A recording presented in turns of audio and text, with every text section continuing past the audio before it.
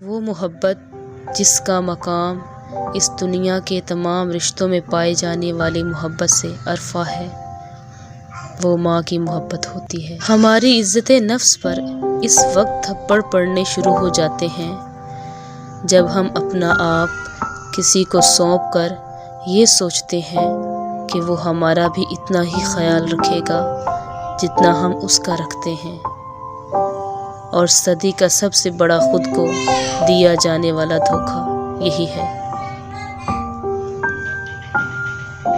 محبت کو لفظوں میں نہیں بلکہ لہجوں میں تلاش کرو، کیونکہ الفاظ تو منافقین کے بھی میٹھے ہوتے ہیں۔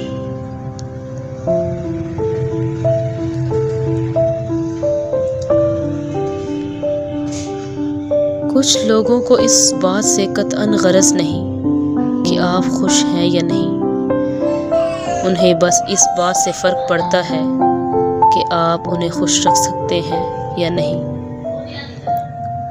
اگر آپ پرسکون زندگی گزارنا چاہتے ہیں تو اپنی ٹانگ اور چونچ کو دوسروں کی زندگی میں گھسانے سے پرہیز کریں تاکہ دوسرے بھی سکون سے رہیں۔ میرے خیال میں اجنبیت زیادہ اچھی ہوتی ہے، کیونکہ اجنبی لوگوں کے ساتھ جو وقت گزرتا ہے اس میں آپ کے چہرے پر مسکراہٹ تو ضرور رہتی ہے، لیکن ان سے بچھڑتے وقت دل میں کوئی ملال نہیں ہوتا۔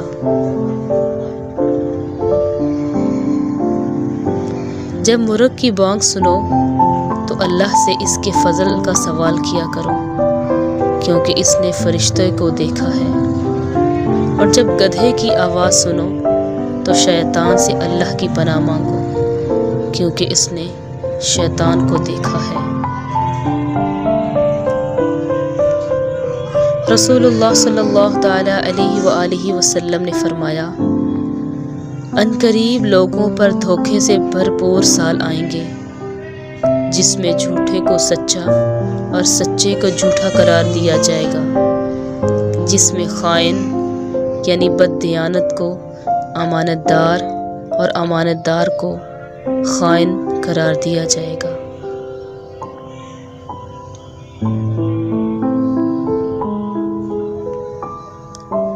دوستوں کی کامیابیوں پہ خوش ہونا اور انہیں ہضم کرنا صرف اہل ظرف کا کام ہے۔ انسان جب کسی اور کے مزاج کے مطابق زندگی گزارتا ہے تو اپنا آپ کھو دیتا ہے۔ لوگوں سے دھوکہ کھانے کے بعد بعض اوقات انسان اتنا محتاط ہو جاتا ہے کہ اچھے لوگوں سے بھی ڈرنے لگ جاتا ہے۔ زندگی برف کی طرح ہوتی ہے، نیک کاموں میں گزار دو ورنہ پگھل تو رہی ہے، ختم بھی ہو جائے گی۔